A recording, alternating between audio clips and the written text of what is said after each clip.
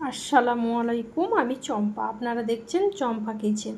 আজকে রেসিপিতে থাকছে একদম আসল ঢাকাই স্টাইলে খাস্তা আর মজাদার পরোটা। বাইরে খাস্তা আর ভিতরে নরম, একবার খেলেই বারবার বানাতে ইচ্ছা করবে। ঘরোয়া উপকরণে খুব সহজেই বানানো যাবে এই পরোটা। দিদি ভাইরা, আমি আপনাদের রেসিপি দেখার পর কমেন্ট করছি, কিন্তু কমেন্টটা দেখাচ্ছে না। জানি না কেন এটা হচ্ছে। রাত 9টার পর থেকে দেখাচ্ছে। আমি সবার পরিবারে রাত 9টার পর চলে যাব। চলুন তাহলে শুরু করি আজকে ঢাকাই পরোটা।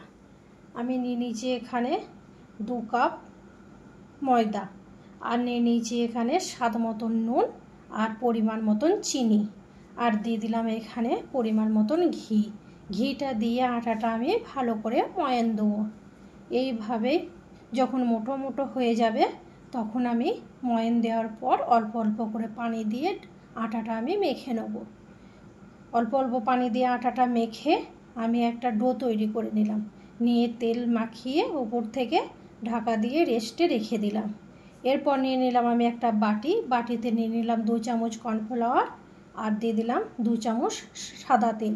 সাদা তেলটা কর্নফ্লাওয়ারটার সাথে ভালো করে গুলে আমি একটা বেটার তৈরি করে নিলাম। 1 ঘন্টার পর যখন আমি ফিরে এলাম, আবারও 2বার আটাটা আমি হাতে করে মেখে নিলাম। দেখে নিলাম কতটা নরম হয়েছে। এইভাবে গোল গোল করে আমি লেচি কেটে নিলাম। এরপরে নিয়ে নিলাম একটা পিঁড়ে আর বেলুন।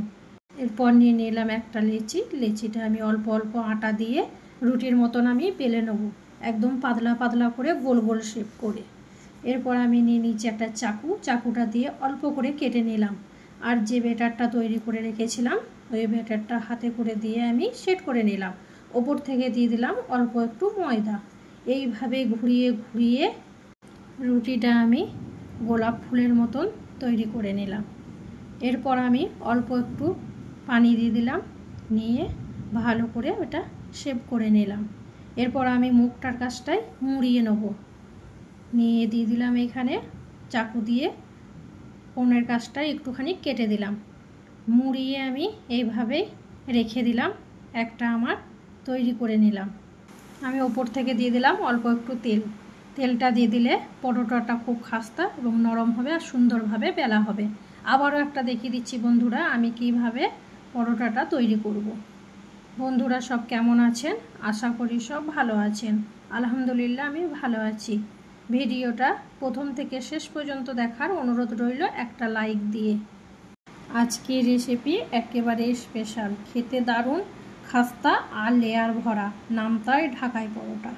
দেখুন বন্ধুরা আমি এইভাবে মুখটা মুড়িয়ে নিয়েছি আর চাকু দিয়ে কোণের কাছটা একটু কেটে নিয়েছি, আর দিয়ে দিলাম 1 চামচ করে তেল দিয়ে সব কটা ওইভাবেই আমি রেডি করে রেখে দিয়েছি। এরপরে আমি পরোটাটা বেলে নেব।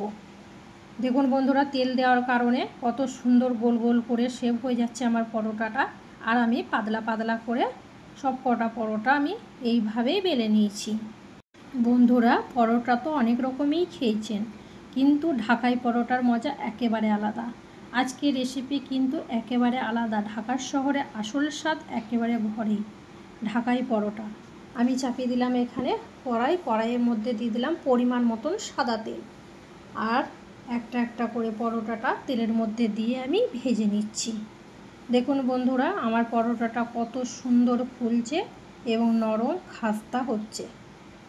এইভাবেই আমি পরোটাটা উল্টিয়ে পাল্টিয়ে লাল করে আমি ছেঁকে তুলে নিচ্ছি। দেখলেই বুঝতে পারবেন পরোটাটা কত সুন্দর হয়েছে।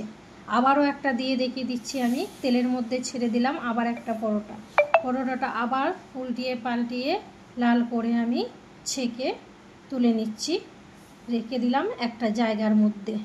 বন্ধুরা আশা করি রেসিপিটা আপনাদের ভালো লেগেছে।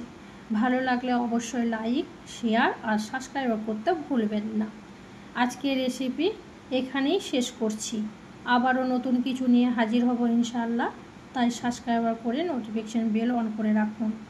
চম্পা কিচেনের সাথে থাকুন, আরও মজাদার রেসিপি খুব শিগগিরই আসছে। ততদিন ভালো থাকুন, সুস্থ থাকুন।